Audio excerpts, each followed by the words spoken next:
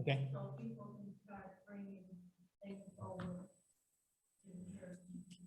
So July 8th, 9th, and the morning of the 10th, we'll be having a garage sale. So yes, you can start to bring things if you would like.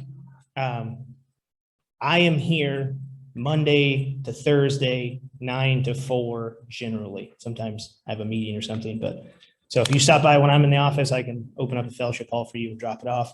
And then also you can bring it on Sunday mornings. We'll just stash it over there. Yeah. Good deal. Shannon, are we recording?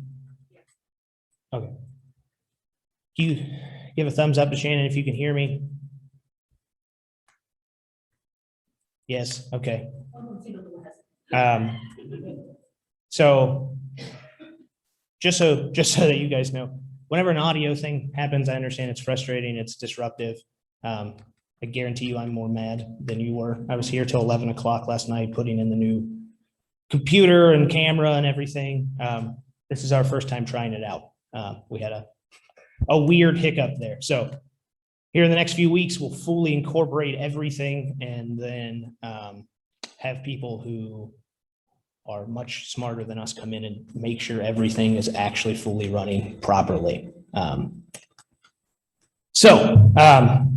We've been going through a series on Hebrews 11 called Hall of Faith. This morning we're going to be talking about Noah. So if you like to follow along in your Bibles, if you would put a bookmark in Hebrews 11, and the story of Noah is actually out of Genesis 6. But if you would put a bookmark in Proverbs 9, we'll be in Proverbs 9 a lot this morning as well. As you're turning there, let me tell you a story about a guy named Andrew Natosius. You likely have never heard of Andrew Natosius, but he's an advisor. He has ran multiple companies. He's worked for non-for-profits all over the world. He's brought in to advise on big projects. And he told a story on a podcast I listened to this last week. The point of the podcast was, why do people not listen when you give them a warning? They wanted to figure out, like, why is it that we are wired to not listen to warnings? They started off with statistics about how almost no Americans listen to their doctor about preventative health care until they have symptoms. It's a very large number of people that the doctor says you need to do this because this is going to happen, and we don't do it until something happens. But Andrew shared two stories about times when he was an advisor, one when he was listened to and one when he wasn't. The first was when he was brought in by the city of Boston to advise on something called the Big Dig. The Big Dig was a project they were doing starting in the 80s, where they decided that their roads were too congested. And so they were going to dig a 1.5 mile tunnel under the city and put a road through there. It's an ambitious thing. They said, you know what? We think it's going to cost us $2.5 billion, but let's do it. So by the mid-90s, when it was still not done, a decade in, and they were way over budget, they brought Andrew in. And they said, look, you seem to have a reputation as a fixer. Tell us what the problem is. And he said, I'll tell you what the problem is. The idea is dumb. And they said, no, tell us how to fix it. He said, no. The idea is flawed from its inception. I would advise you just stop pouring money into this project and do something else. They said, we hired you to tell us how to fix our problem. So they didn't listen to him. The Big Dig ended up being finished in 2007. It was started in 1985, and it cost the taxpayers of the greater Boston area $24.3 billion rather than $2.5 billion. Just for a reference point, we could build 4 or 5 Hubble space telescopes for how much Boston paid for a tunnel. So he said, this is my first story. I talked to them. I said, look, this is the problem. His second story, we jump ahead to 2003. He's gotten a good reputation as someone who gives good, sound advice. He's been put in charge of non-for-profits in Africa, and he's now working for the Bush administration as a liaison. He comes before President Bush himself and says, look, there's some problems in Sudan. Everything that I'm hearing says we have to step in right now. We must fix the problem. President Bush heard him. He listened to him. He stepped in, and we saved what likely most experts think would have been another genocide, another Rwanda all over again. And so the person who was doing the broadcast or the podcast, they said, well, why do you think President Bush listened to you and the people in Boston didn't? He said, well, I'll tell you, it's not because I became a better communicator. He said, it's likely a little bit because I became more of an insider, right? The Boston thing kind of proved me right. And so people listened to what I had to say more, but more importantly, people only take advice if it doesn't go directly against their desires. President Bush wanted to help those people. It wasn't against what he wanted to do, so he was open to hearing it. The folks in Boston, they had made up their mind that they were going to build this tunnel. The tunnel which is open in Boston now was open in 2006, but because of cost-cutting measures, collapsed and killed a lady. The tunnel under Boston cost more than the tunnel from France to England. His advice to them was, it's a faulty project, stop. But because his advice went against their desires, they didn't listen. It wasn't that his advice wasn't good. It wasn't that he didn't articulate it well. So this morning, we're going to talk about this idea of listening to a warning and trusting in sources. So Hebrews chapter 11, verse 7 is our main passage for this morning. It talks about Noah, and this is what it says. It says, by faith, Noah, when warned about things not yet seen, in holy fear built an ark to save his family. By his faith, he condemned the world and became an heir of the righteousness that is in keeping with faith. This is our third person into the hall of faith, Noah. His story is found in Genesis chapter 6, which I will read for you this morning. This is what the word of the Lord says, Genesis chapter 6, starting in verse 5.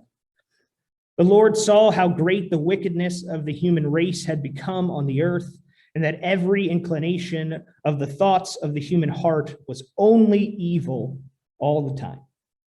The Lord regretted that he had made human beings on the earth, and his heart was deeply troubled. So the Lord said, I will wipe from the face of the earth the human race I have created, and with them the animals, the birds, and the creatures that move along the ground, for I regret that I have made them. But Noah found favor in the eyes of the Lord. This is the account of Noah and his family. Noah was a righteous man, blameless among the people of his time, and he walked faithfully with God. Noah had 3 sons, Shem, one of my favorite biblical names, Ham, and Japheth. Now the earth was corrupt in God's sight and was full of violence. God saw how corrupt the earth had become, for all the people on the earth had corrupted their own ways. So God said to Noah, I am going to put an end to all people, for the earth is filled with violence because of them. I am surely going to destroy both man and woman on this earth. So make yourself an ark of cypress wood. Make rooms in it and coat it with pitch inside and out. This is how you are to build it. He goes on and he gives cubits and measurements and all of this other stuff. And he says, but I will establish my covenant with you, and you will enter the ark, you and your sons and your wives, your wife and your sons' wives with you. You are to bring into the ark 2 of all living creatures, male and female, to keep them alive with you, 2 of every kind of bird, 2 of every kind of animal, and of every kind of creature that moves along the ground will come to you to be kept alive. You are to take every kind of food, so that it may be eaten and stored up away as the food for you and also for them. Noah did just as God commanded. So it's likely that this isn't the first time you've heard the story about Noah's Ark, right? It's one of the ones that we tell kids all the time. It's one of those ones that youth pastors like to joke around about, because when we were kids, we thought Noah was like one of the main characters of the Bible. We knew the story so well. It was told to us so many times. We thought like Noah was a big deal. Kind of a small story in Genesis, but we understand the story of Noah. So we're going to kind of walk through stanza by stanza what the author of Hebrews says about Noah and why he's in this list of people that their faith should inspire us. So the first thing that it says is that Noah was warned. He was warned by God. So in order to hear a warning, you must desire to listen. Do I have any parents who know that's true? In order to hear a warning, you must desire to listen, and you must trust the source. We've talked about trusting sources before, but again, we don't listen, most of us, to our doctors. We don't listen, a lot of us, to our mechanics. We don't listen, a lot of us, to these people. And I'm not saying you should just be trusting and trust everyone, but what I'm saying is we have different sources and we trust them at different levels. So Noah, he trusted his source. If you went to the mechanic to fix something, said, hey, my muffler is really loud, so please fix it. They called and they said, hey, we found $5,000 more worth of damage on your car. Are you the type of person that would say, oh man, I should probably get that fixed? Or are you the type of person that would say, I asked you to fix my muffler, stop trying to get my money? There's a split, right? There's a split there between some of us. Same thing's true with our doctor, right? I went in a few weeks ago, last month, to get some blood tests done because I had a hard time concentrating. And the lady said, well, you're diabetic. And I said, well, that wasn't the news that I wanted. So I could have accepted what she said and started living my life as a diabetic, or I could have said, that's not news I want to hear. That's not what I was coming here for. I'm just not going to listen to you. I'm just not going to listen until things get really bad. We have kind of two options. If anyone's ever worked with a contractor before, you understand that there's usually always something that comes up that costs a little bit more than what you first talked about. Do we trust these sources? Noah was warned and he listened. And so we know that he trusted in God. I asked you to put a bookmark in Proverbs 9. We'll go to Proverbs 9 now. So Proverbs 9, it's one of my favorite passages of the Old Testament. We'll read verses just 7 through 9 together now, but we'll read the next few verses in a little bit. Proverbs chapter 9, verses 7 through 9. Whoever corrects a mocker invites insults. Whoever rebukes the wicked incurs abuse. Do not rebuke mockers, or they will hate you. Rebuke the wise, and they will love you. Instruct the wise, and they will be wiser still. Teach the righteous, and they will add to their learning. This is just good, solid life advice. There are people who are not going to listen when you try to give them advice. There are people who are not receptive to receiving advice. It would have been very easy for Noah, surrounded by these people who had turned away from God, to not hear God's warning because it sounds a little ridiculous. It would be very easy for him to be a mocker who does not receive these types of warnings. But we know from the author of Hebrews and from the story in Genesis that he was warned and that he heard God. Of course. Did it switch back there? Yeah. Oh my gosh. I love technology. So he responded through things not yet seen, right? This is a big theme in the chapter. And we start off with this idea of in verse 1 of faith is hope in things not seen. Verse 3 tells us that creation was made from things that are unseen. Then we get to verse 7, and he says that Noah had faith in what was unseen. So Noah is an example of seeing with your ears. We've been talking about that kind of idea, that language of seeing with your ears. That faith is not necessarily about just trusting what we can do and see, but it's about seeing with your ears. Now in Genesis 2, we get a reference of the fact that it didn't rain. It says that streams popped up to water everything. Some translations say instead of streams, they say mist, right? But we know that it didn't rain to this point. And in the story of Noah in chapter 7, it says that the floodgates of heaven opened, right? So for the first time ever, it rained and it flooded. So a big thing for us to understand, because we see rain all the time, especially living in Illinois, we see rain all the time. He had never seen rain. He had never seen water fall from the sky. So when God said, hey, so much water is going to fall from the sky, it's going to flood everything, you got to build an ark, then that would take a little bit of faith, would it not? Would it not take a little bit of faith for somebody to ask you to believe in something that you've never seen or doesn't seem possible in any way, shape, and form?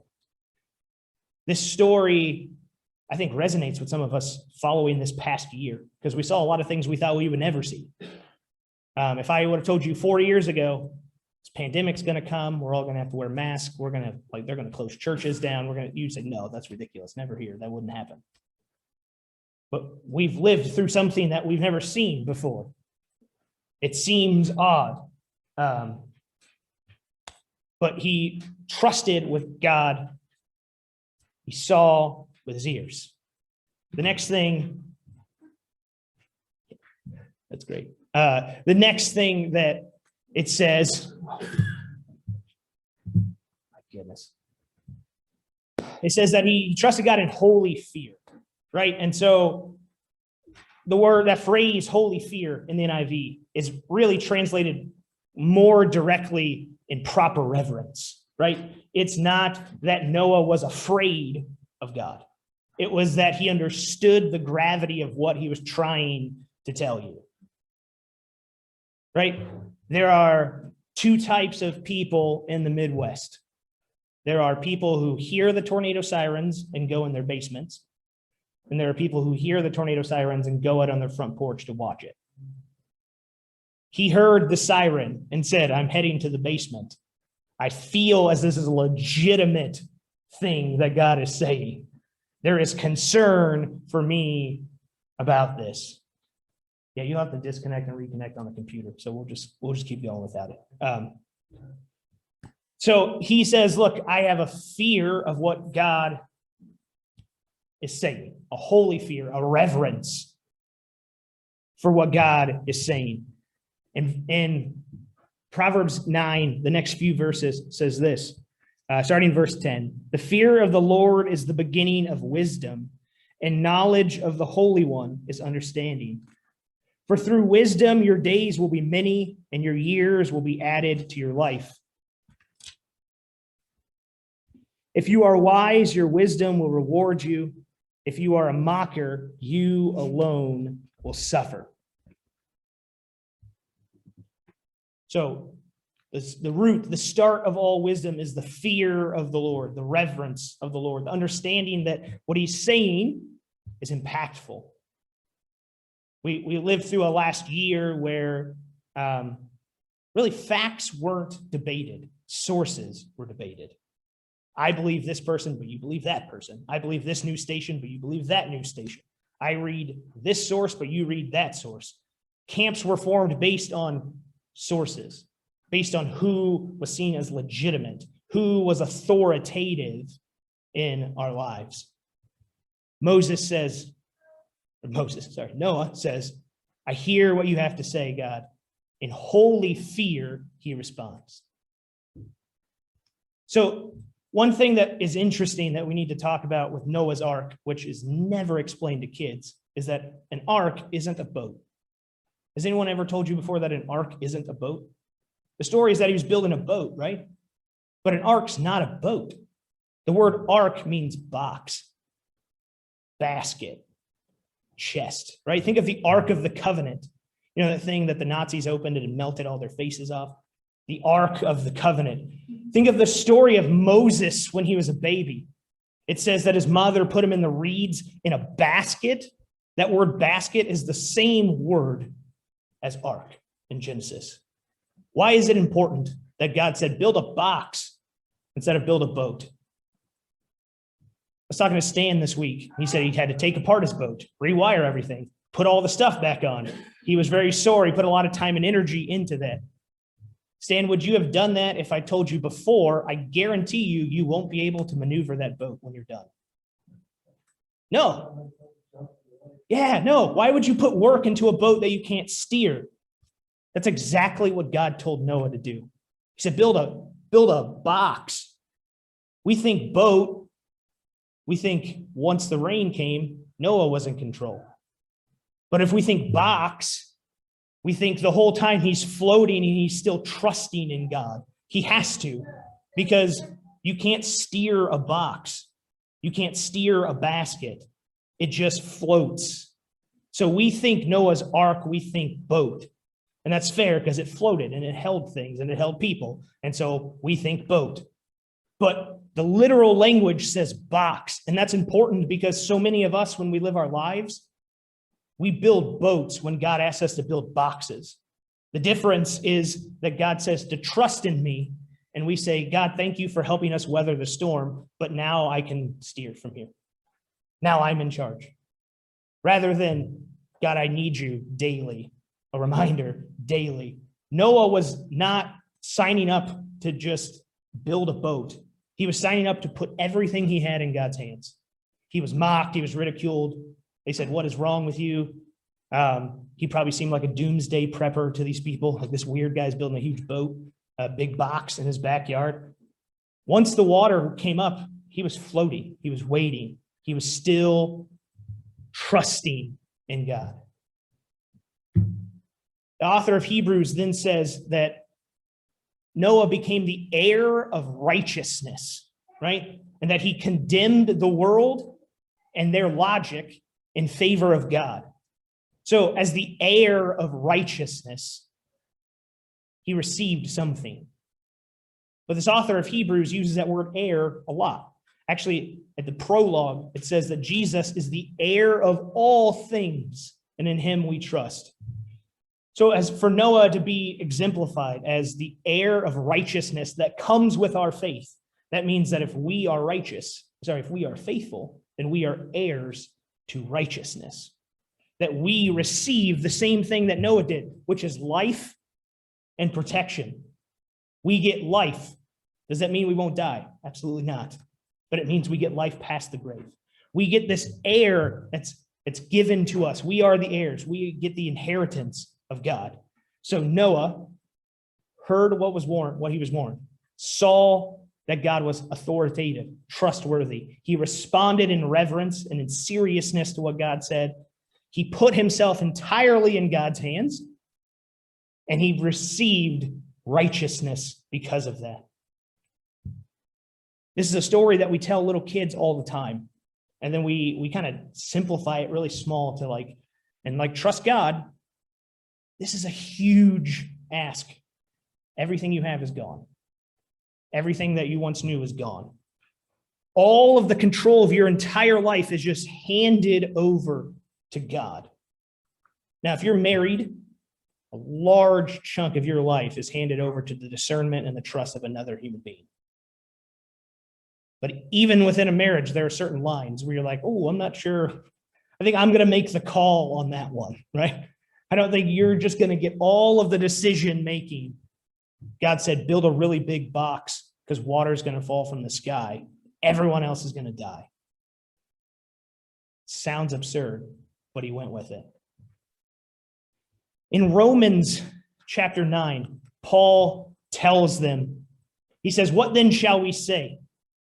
The Gentiles who did not pursue righteousness, but they obtained it through the works of Christ. Then you have the Israelites. They tried by the law. They really did what they were supposed to do, and yet they did not receive it. He says, I tell you, one treated it as faith and one treated you as works. Christ, he then makes a quote out of Isaiah about Christ being a stumbling block. Christ is a stumbling block to the logic of the world, but he's often a stumbling block to us. He's often a stumbling block because he tells us why God made rules, but we want to just follow the rules because, again, we want to be correct. We're just really concerned with being correct. It might be an oversimplification, but no one puts on their Facebook wall, I really like Coldplay, I like pizza, and I love being wrong. I just love being wrong. It's one of my favorite things in the whole world. We like to be right, proven right, and correct. Christ came and he turned the law on its head. God comes and he turns our logic on its head. He says it's not just about you doing things the right way. It's about the intent. It's about hearing what I'm telling you and then living out in a certain way. Even when the world around you is going to say, that seems a bit far-fetched. Has anyone ever told you that a belief you hold is far-fetched? Kind of weird. It's kind of odd. Not sure I buy that. Paul says the Gentiles, they earned righteousness through Christ. The Jews pre-Christ, they tried to earn it themselves. One worked, one didn't. So the one big thing, you take nothing else away from this sermon on really big tunnels and why it was a box and not a boat and everything else, take away this. Righteousness is less about choosing to do the right thing. We'll stop right there for a second. That's usually how we think about righteousness. Righteous people do the correct things. They choose, this is right and this is wrong. This is how we teach the Bible to children. There's good, bad, right, wrong. Those things exist. Right and wrong, good and bad, those exist. But righteousness is less about choosing to do the right thing and more about trusting in who gets to decide what is right. At the core of everything, it's trusting in who gets to decide what is right and what is wrong. Noah could not have built a boat unless he trusted in God above and beyond what his eyes told him. I have no doubt that all of us desire to have earnest faith. But I know there are days, if I were being honest with myself, that I would think I probably would have died in that flood. I'm not sure I would have made the boat. I'm not sure I would have had that much trust beyond my own faculties, my own understanding, my own logic, right? As someone who's in grad school, I often wrestle with this idea of like how authoritative I find my own education and my own intelligence. I'm not sure I would have survived that flood if it were me. God would have had to go tell somebody else to build a box because I would have said, maybe if it starts raining, I'll start building a box. Righteousness is less about choosing to do the right thing, and it's more about our trust in who gets to decide what is right. So our question that we like to ask is, so what? What's the big point? What's our takeaway? What can we glean from this conversation? So the first thing is that we must reevaluate who's in the driver's seat. Did we build a boat or did we build a box? Do we trust in God as authoritative all of the time? Or do we go and we find that we pray a lot more when times are hard? We read our Bibles a lot more when times are hard. We come to church a lot more when times are hard. We ask God for things in prayer when a storm is coming. But then once we've weathered the storm, we're like, all right, it's cool, God, I have a boat. I have it all taken care of. Did we build a boat or did we build a box? Are we still reliant upon God? These are the things we should be asking ourselves if we're striving to walk faithfully with God. So it's not about our capacity to do the right thing. It seems simple, right? That's kind of core Christianity. That's why we have grace in the first place. All of this is not about our capacity to do the right thing. And yet so often, because that's the way of the world, we get brought into that understanding. It's about doing the right thing. It's about, by all means, accomplishing the right thing. The problem with that is that the right thing, without the right trust, often just becomes what we want to do. There's a warning that they give all theology students when you're in undergrad. They'll give you all sorts of examples of it. They'll say even the best theologians of all time on occasion depict Jesus too much like themselves. He cares about the things that you care about. Doesn't really talk too much about the things that you don't really care about. Leans in the same direction as you. We can very easily make God compatible with what we desire rather than the other way around. Making ourselves compatible with what God desires. So it's not about our capacity to do what is right. By grace, we have salvation. It is about understanding and trusting who gets to make the calls. God's desire is for us to trust in him, not our ability to do it ourselves.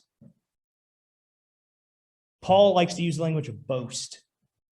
We think of a boast, we think of a brag, but a boast really is kind of a pre-war pep talk. Think of like Braveheart, when William Wallace is trying to get everybody fired up. That's what a boast is. What he says is at the end of the day, when your back's against the wall, what is it that you cling to? If you're like me, if you're being honest, you say this phrase that my wife hates because I say it all the time. You say, we'll figure it out. When my back's against the wall, my mentality is I will find a way to figure it out because I'm pretty clever. I'll figure it out. I'm at the helm of the ship.